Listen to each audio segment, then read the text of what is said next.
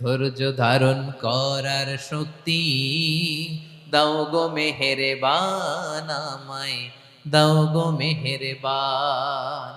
বুকের ভেতর ব্যথার নদী বইছে অবিরাম, বইছে